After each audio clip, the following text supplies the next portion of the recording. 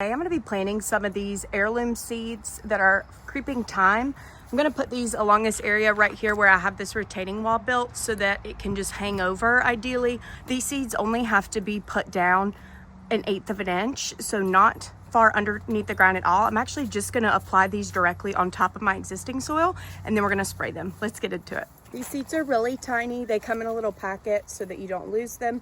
And we're just going to spread these. I like putting them in my hand, in the palm of my hand, and then I'll just kind of spread them from there. And then just using my fingers to kind of disperse them out. Now I'm going to go with the hose and put it on the shower setting so that we can get these moist and get the ground damp. And I'm going to keep continuing to water these every day on the shower setting. Sometimes even 2 times a day if it gets too warm.